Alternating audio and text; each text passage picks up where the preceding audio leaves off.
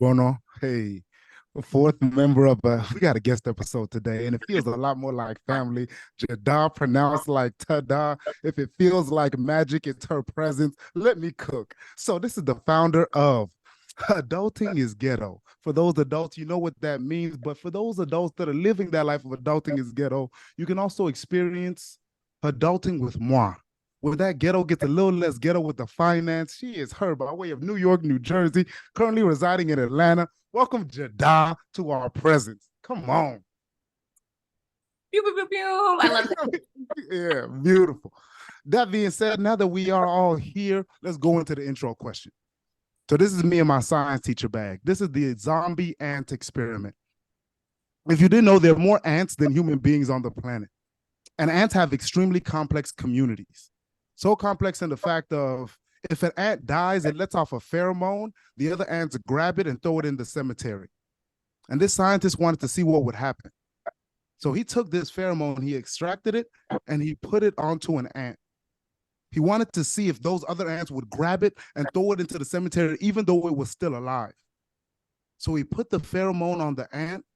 When I tell y'all, this ant crawled over to the cemetery and just laid there like it was dead. It smelled itself and walked itself to the cemetery. And you thought that, okay, maybe another ant would come get it. Nobody came and got this ant. But after a while, the ant started to wipe itself off, walked out of the cemetery. And if it was a soldier, it went back to being a soldier. If it was a worker, it went back to being a worker. If it was a whatever ant, food or rescue, it went back to doing what it was born to do. So the question is, do you have a story of when you were the zombie ant? When you were laying there in the cemetery, you felt dead, it was the end. And what made you get out of the cemetery? What made you walk up and say, okay, I'm going to continue living? This is such a deep question. I told y'all, stop playing with me. That was really good. I'm still thinking about it. Okay. Take your time. Whoever wants, I can jump in first so y'all have a little bit of time to think. Mine is, boy, when I was going through a divorce, like, because you have that idea of this will be forever. I'm gonna stand on this, I'm gonna die on this, especially being Nigerian. I stood in front of my family, everyone from like different continents for this event. And I stood in front of them and I meant this. This is forever. And when that dissolves, I had no idea of what my life looked like without this person. And I wasn't letting go. Right? Just that dog in you, right? We'll talk about Tom Brady earlier. Create whatever in your mind to make it work. I'm going to be whoever I need to be in order to make this work. And then when it fails anyway, what do you do? And I want to pretend like it was me that got myself out of the cemetery, but it was two of my best friends, Ashik and Sam. Because, you be in your own little bubble, especially, man, like, no, I'm going to figure this out. I'm going to cut off all my emotions. And they're like, nah, come out to lunch, come out to lunch, come out to lunch. They finessed me because I needed it. And they sat me down at lunch and they were like, bro, you're not you no more. I don't know if you noticed, but back in high school, we gave each other nicknames and I was light off of energy. You can feel it now. But they were like, that light is not there anymore. I don't think you see yourself. We just worried about you. And that was the shifting point for me, where I was like, I got to find myself again. And it went into, and if I went to like super practical, I started taking cold showers. And that became the beginning of, you got to wake up, right? When we talk about really like wiping yourself off, wiping the death off of you, that was my moment. Them saying like, yo, you're not you anymore. And them cold showers like got me out of that rut physically, like shocked me out of it. Also in that story, what I heard is people who hear you when you're quiet are your people. Yeah. To have people around you who hear you when you're quiet, where you don't even have to say a word. They just know who you are, right? They've done the work to know you and love you so they can know. That's powerful. For me to hop in with that ant story, I don't know if I have a story of my own, but what I heard within that story is tradition. Tradition can be a disease and it can be a blessing. Because a lot of times traditions within families, traditions in society, traditions in corporate America that we just get so used to being around, traditions that we just yearn to be a part of, or that we have been a part of for so long, where we get used to being within those traditions, that when a family member or relationship, you start to, step out and do something new, you could get so attached to that tradition that it's almost like death. That is almost like laying down in the cemetery, because maybe you don't fit that mold of that tradition. Maybe God brought you to that tradition to break those chains and to show something different in your lineage, in the legacy that you're going to bring to the world. But first, you have to be different. You cannot lie down in a cemetery where everyone else lies down in that cemetery, right? Or where those ants are being called to, man. You're alive. You don't have to go lay down, your tradition, or lay down who you are, or lay down your boundaries just to be around people who look like you. Just because that ant looked like all the other ants doesn't mean that it was that time to lay down in that cemetery. But the ant was so used to that because of the environment and the tradition that was around them. So that's what that story really spoke to me and to the listeners who are tapping in right now. Think of that tradition that you have around you, or that you've been accustomed to, and don't lie dead in that cemetery if it's not your time. No, that's For me, it's been kind of a long time since I've had that feeling of death on me. At least that manifest over months, right? Like I find myself going in and out of seasons, like in and out of ebbs and flows of life, where it's just like it could be a week where I just feel like I'm dying, like in the sense that I'm not excited about anything that I got going on. I don't want to get out of bed. I'm having a hard time doing the things that I know are good for me, working out, eating well. I'm frustrated and I just want to take naps. Like I find myself getting into those seasons more often than it being an overarching, like this is just something I'm stuck in. But yeah, I definitely resonate with feeling like, the world is like, what am I doing? Why am I here? Like, this is stupid. What I got going on is not sufficient enough. It's not enough. I actually felt like that last night, to be honest.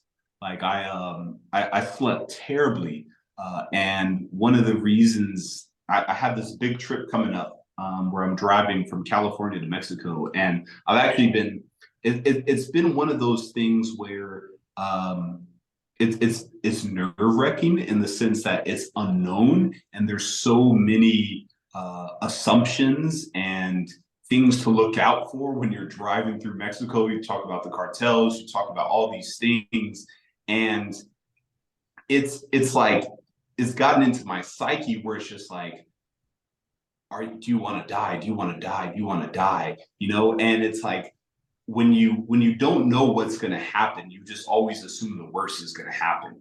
I heard one of the things that you were saying yesterday on your video, Tunji, where you were talking about, a coward dies 1,000 deaths, dies the cut of 1,000 deaths.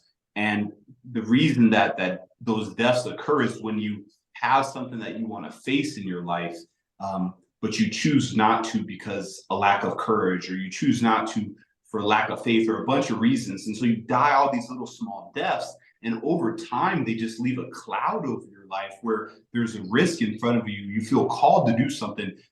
God is telling you it's going to be okay, but you're scared. You're scared to take those steps. And so it's these small deaths that over time lead to this feeling of death, where I'm just in this, and I don't really have a lot of hope for anything.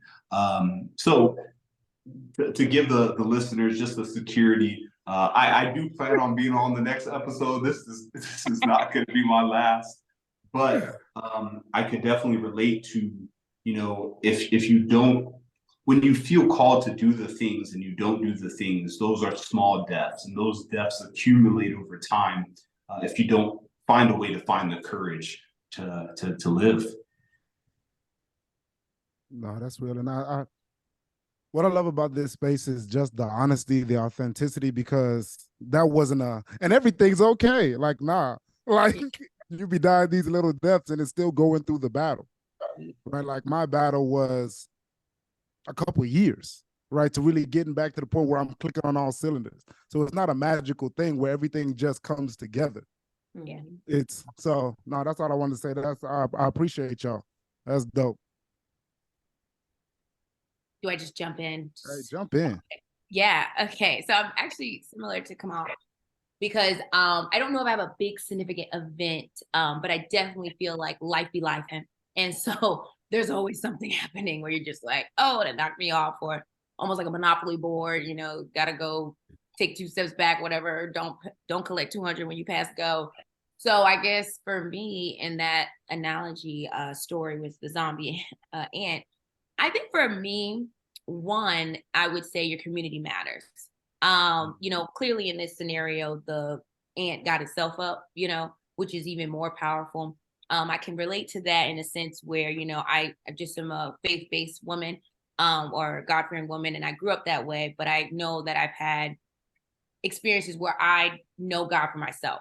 And it was through those experiences and through the hardship, through the trials, tribulations, that I saw God to be the God he is to me. And so that's something that's a personal choice, right? My family could take me to church all the time or, be like, we're going to church on Sunday, but you have to have that intimate relationship. So that's the relationship I'm going to say with the zombie ant of like, when you get out of that pheromone on you or whatever layer of cloud or anything that it is, your inner self comes back in a way almost, or it never left, but it's just a little covered or a little bruised, if you would say. So I would say that in my life, I've experienced being let go wrongfully, and maybe it was my fault. I don't know. No, I'm kidding. No, but just let go in different ways more than once. And, to some people, I would be like, what the hell, Jadah? Like, that's crazy. But I knew that for me, I wouldn't leave unless that happened, right? Because I just know how I am. And the shifting of a lot of things would never happen if I was waiting for security before I moved. Relationships, of course, everyone wants to be loved. I think I love what you said, Zuri, about, I guess one thing I'm going through right now, I'm a 28-year-old woman. A lot of people are going to start asking like, well, why are you single? Where's your man? You're going to have kids. I'm like, okay, you know what I'm saying? Like, what about the fact that I travel and I like have a great time, like with my friends or, and I want all those things, trust and believe, but I just believe there's a time and place under the sun for everything. And I don't want to rush that. Right. Because then I would be regretting that, if I'm like holding a baby on my hip when I really could have been in Paris, you know what I'm saying, on a balcony, you know what I'm saying? Like, I'm just like, I'm not about to rush that. So I think it's a weird thing because we're in a society that like, it's almost deemed bad if you're like, or like you're the problem if you don't have these things. And that's a slow death, I think. I like, for me, I'm very confident. And if you know me, people that are listening, I'm very outgoing, stuff like that. People really are like, oh, Jadah, you're good. But there are nights where I'm like, it would be nice. It would be nice to have that person or partnership when I'm doing things. You know what I mean? And then I start to question myself. And that's where the slow death starts happening, if that makes sense. Because then I start devaluing myself like, well, yeah, why am I single? I mean, I am cute. Like you start thinking these things that really you shouldn't be because it's just not your time yet.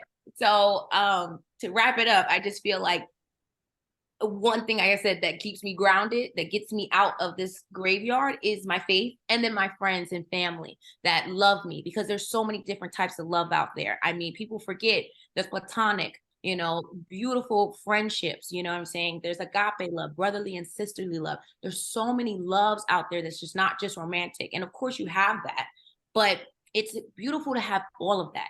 And my quest is to find that, genuinely when it happens, but I'm grateful for what I have now because it's carried me to this point just fine, actually.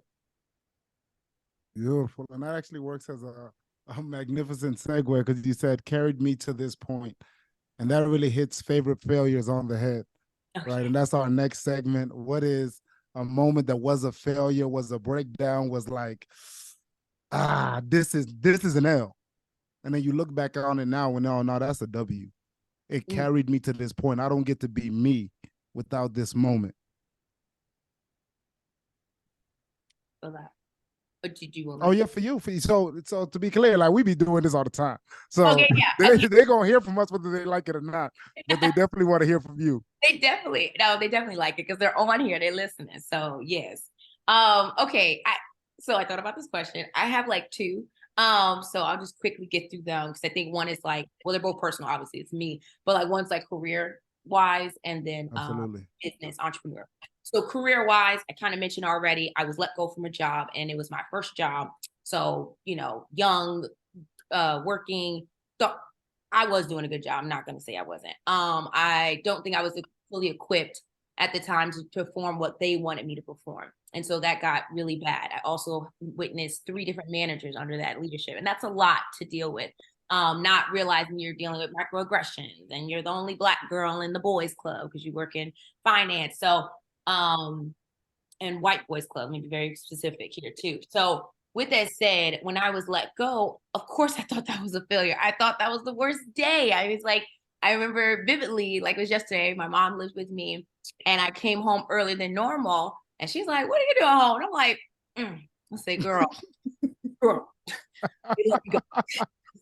she's like, what? You know, and I'm just like, I don't really have the words or time to process this right now. Let me just, I'll be back. She's like, okay, I just go to my prayer room. And in that moment, you know, I was raised, like I said, with the church, you know, I was just like, God, I don't know what I'm doing, but I know you do. So I surrender to you because I just don't know. I don't know when the next job is coming because I wasn't really interviewing, so I really don't know. You know, I have no speculation when this period will end because, again, the interview process is there's a lot of unknowns, like you were saying. And so, but I do know the author of my life, right? Oh. And at the end of the day, I had to remind myself of those things. Did I cry? And also, of course, okay, I was ugly crying in that prayer closet, but I knew and I prayed. And before I did any of the crying and all that stuff, I just declared, I said, I know that you're going to provide for me because that's what you are. I know that you are these things. I just called him for what he is.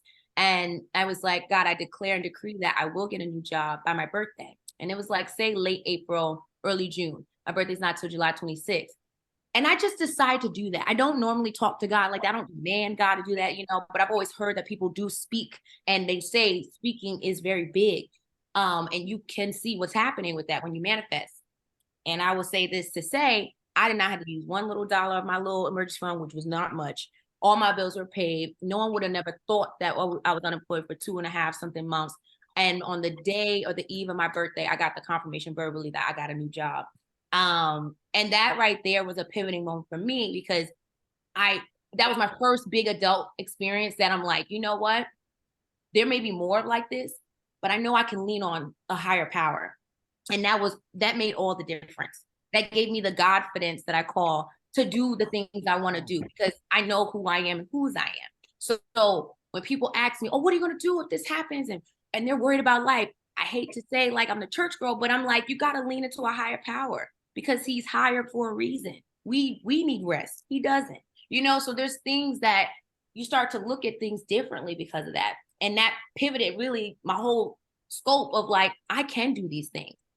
And then some, because well, God told me, but I also have this as my grounding, my foundation. It's not me. So when I do get weak, that's okay. Jadah's going to get weak. I need rest, but he doesn't. You know what I mean? So that was one that really helped me. Can I jump in? Because I just love a lot of what you said, but I think one of the things that I love the most is the faith piece and speaking things, like the confidence, the Godfidence in which you did that. Like I love that. But I think one of the challenges, and I experienced this myself, is you hear speak things, you hear declare things, you hear, manifest things. I think what they don't tell you is the persistence in which you have to do that. It's not a one-time thing. It's not God, give me a job at time, my next birthday, we good. Like it's not that. It's a continual affirmation when you can't see the road in front of you, when it just looks dark. It's a continual belief in a faith that like things are going to work out, and figuring out a way to allow those feelings to overtake you and to really sit in that space, because it's very easy to make that declaration that one night or that second night. But it's another thing to do it day in and day out when your emotions and your feelings, they're fluctuating, you know? And so to stay in the faith, like, to me, that just stood out so strongly because I know it wasn't just one time ask. Oh, no. I mean, and I think also too, the other part is scripture says faith without works is dead. I was not just being a bum for the next 2 months. Like I was out there trying to get the next job, clearly, because I had all this time. And I remember thinking, thanking God, but I was talking to my mom about this. I was like, you know, God is so intentional with his time and his plan, because again, I would not have left if I didn't have a job, because that would be crazy, right? That's unstable. I don't move like that, but God can.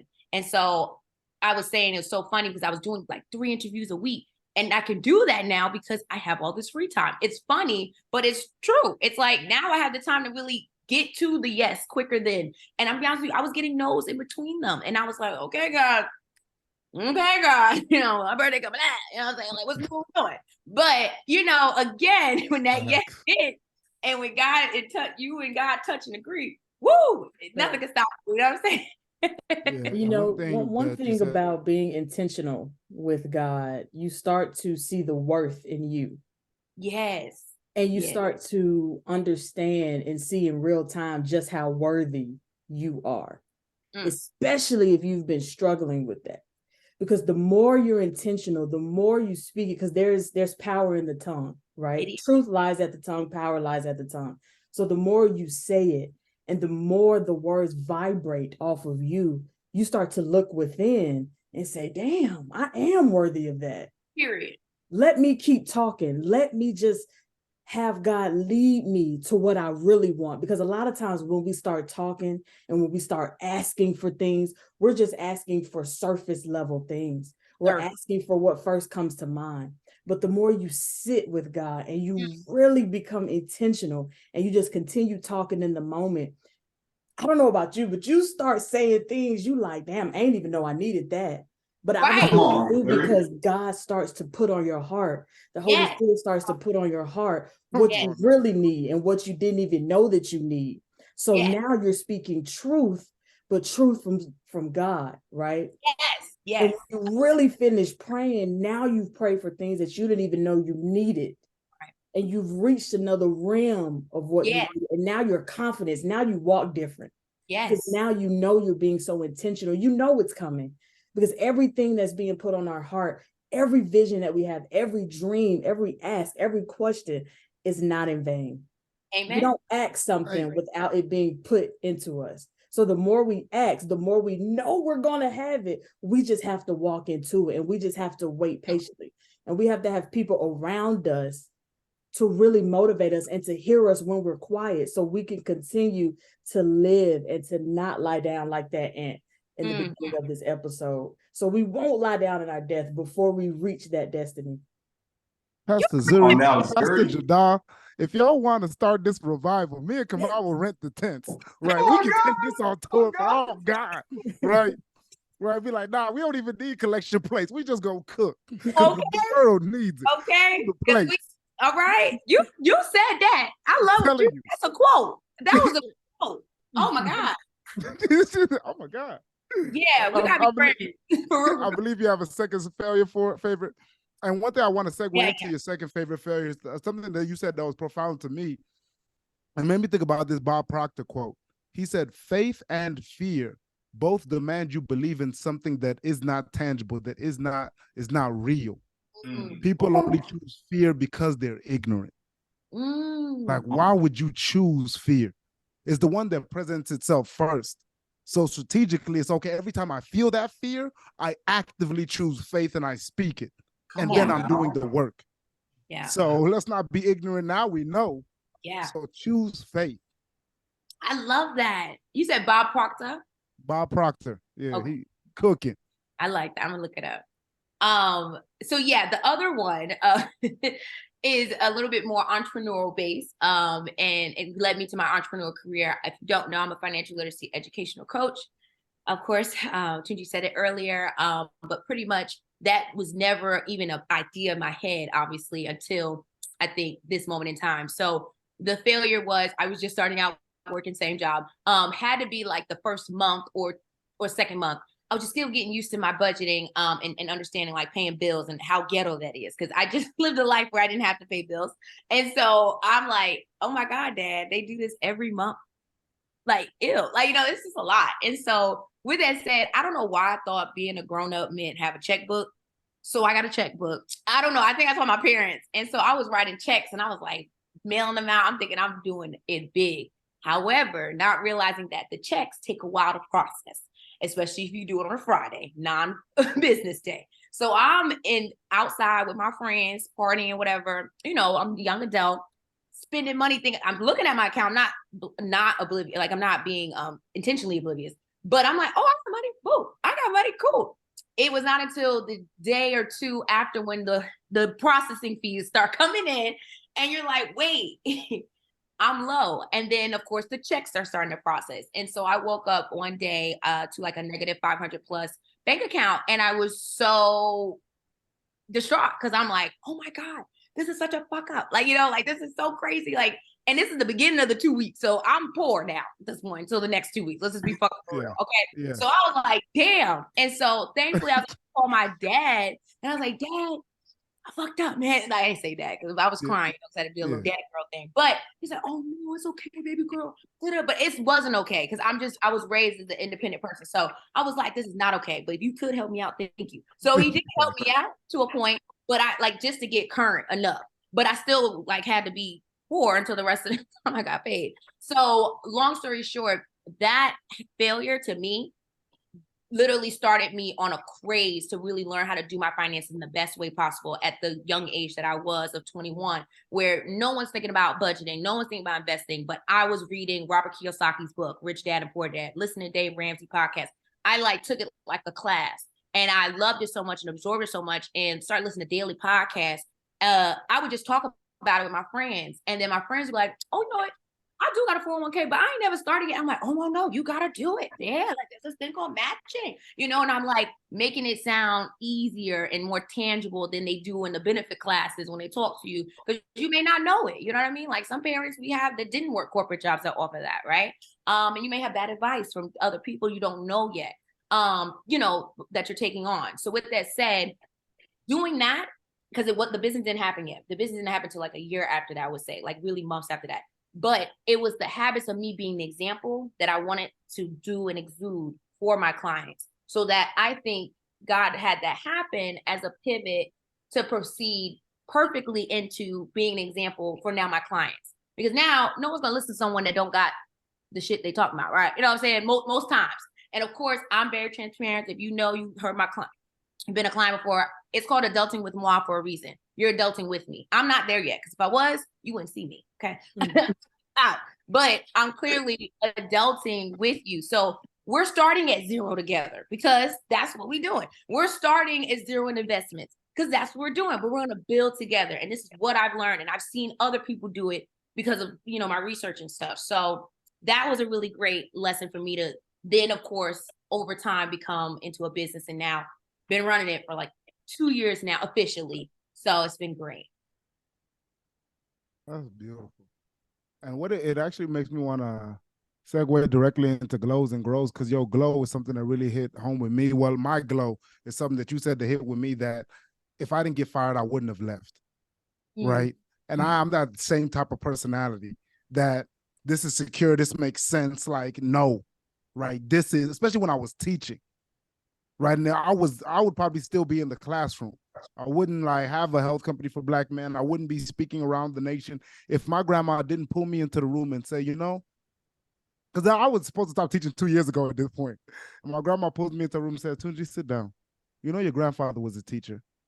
And like, oh, wow, this is going to be inspirational. He said, yeah, on his deathbed, he regretted it. I was like, yee. He said, not that it's not a great profession, but you have something else you want to do. And if you let them, they will take your best years of your life and leave you with not enough for your family and for what you want to do. And that pulled me out, right? As opposed to having to walk myself to the cemetery and experiencing the death of something, like that was able to pull me out. Right. So I really, that just my glow is that moment and that connection with you, that realizing that, okay, even when I can't let go, God got me. And sometimes that means getting fired. because I'm the one that I knew I was supposed to let go, but every sign that God could have given me, I ignored it. I didn't even see it. So even right now to this day, I ain't getting no signs because I didn't see them, because I didn't want to see them. Right. But God removed me from that situation, and that's my glow. Just to be blessed like Jadah, that when I need it, God's going to pull me out of situation. And my grow is also like in line with my grandma, is finding balance. Like when I'm home and I'm not traveling, to be there, right? And okay being there, and okay sacrificing moments, right? Work moments, different things in order to be there for my grandma. Even if I drop the ball occasionally, and that's a hard thing for me to say out loud, to drop the ball occasionally with the project, I still need to tighten up. But for my grandma, for my mom, for my family, it's worth it. It's worth it. So yeah, so that's my glow and grow. My soundtrack. Oh yeah. My bad. Sorry, you were supposed to go first. Come on, I'm wilding. No, my you good. Soundtrack. Let's go South Africa. I'm gonna take Tanzania by Uncle Waffles. Different. If you if you have not dived into the world of Amapiano, go ahead and bless yourself with that. Yes. As far as like music bringing dancing back. Yes. The purpose of this is for you to dance. Yeah. Not get grinded on, as much as we love that. I'm sorry, pastors, but I'll be outside too. No, but good Lord. But Tanzania by Uncle Waffles, and Uncle Waffles is a her, right? She's a DJ and she's just cold with it. And the song is just a vibe. We talk about going to a place and getting lost in something. If you put it on repeat, you won't know where it ends and where it begins. And you'll feel the same way about yourself. That's me. Hopping in, my grow is something that you said on this episode, Tunji, at least the way you put it in this Bob Proctor quote, as in the difference between faith and fear, and how much they are the same as opposed to being different, and how we perceive that. And I feel like my grow is learning to lean more into the faith aspect than the fear, because you're right, they're both unknown. But I think it's just the way we're programmed. I don't know if it's a survival mode or it's a way for us to stay alive and not die. But we just gravitate toward the negativity. You can see this on social media. You can see this in the news. Our ears, they're just hardwired. Like we think about the fear aspect. We think about the negative aspect. And for me, like that's something that even though I know how strong God is, even though I know how much that can happen through that force, I still occupy my brain with worries and concerns and anxiety. And not to say that that's impossible or that shouldn't ever happen, but more in the sense that when it comes time to make that active choice, because there are times when I have the moment, when I have the awareness and I'm conscious enough to know what I'm doing, that I'm leaning more into the fear than I am the faith. When those moments present themselves, my grow is to lean into the faith unknowingly, blindly, recognizing that he's higher for a reason, as Jadah put it. So I love that. My glow is I'm excited. I'm about to.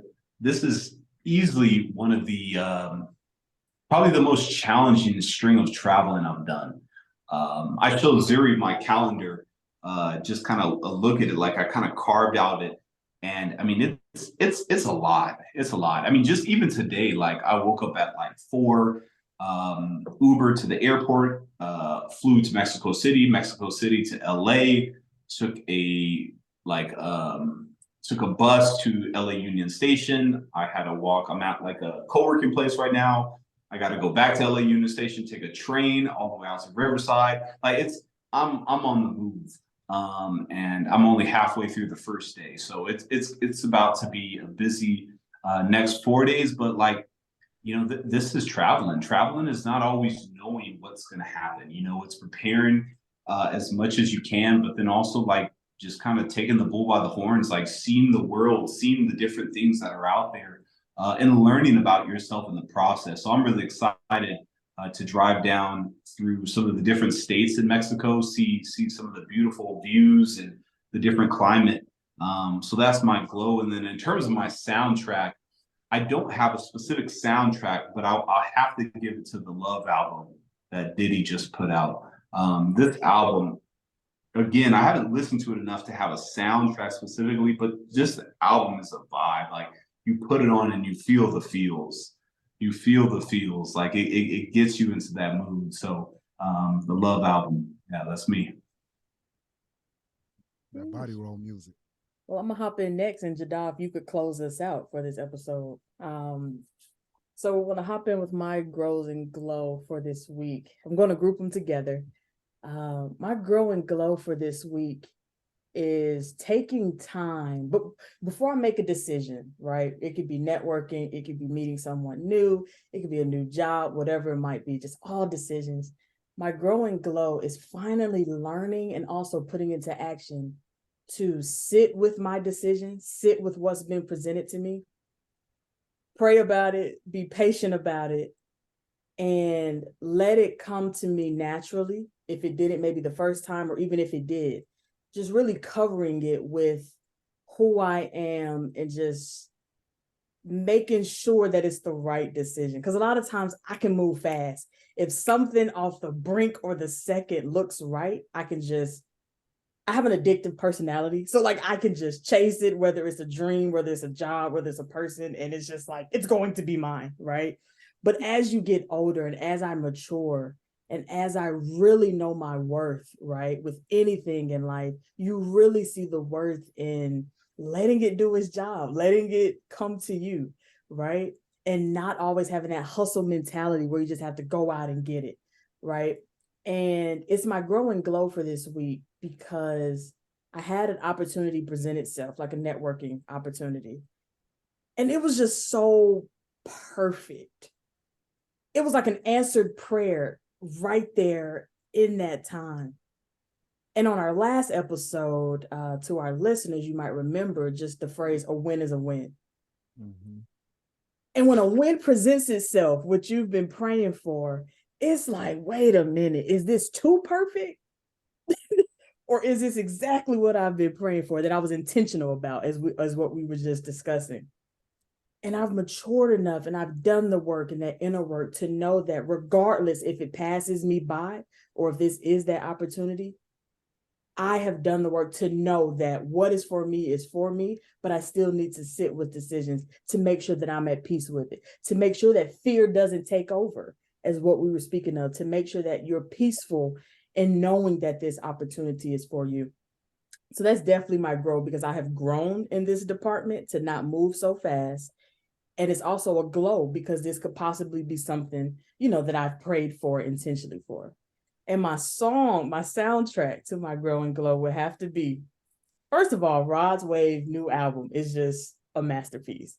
And the song is Pass You By Rod Wave, because what he's speaking of in that song is it exactly attaches to my grow and glow, because nothing can pass me by that's intentionally for me. No matter if I run from it, no matter if I go chase it, it can't slip through my fingers because it's curated just for Zuri. And that song speaks to not letting your dreams pass you by, but also being intentional about knowing that that dream is for you and that, you're locked in with that dream. So that's my grow and glow for this week. I love that. I guess to wrap it up, and come on, don't leave yet. I'm about to be done. Hold on.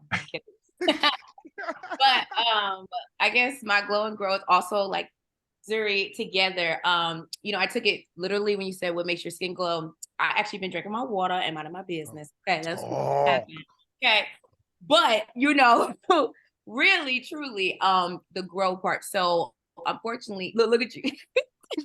So unfortunately, I do have fibroids, and if you don't know what that is, it's non-cancerous tumors that grow in your uterus as women, and it's really, really, really highly probability that Black African American women get at a young age.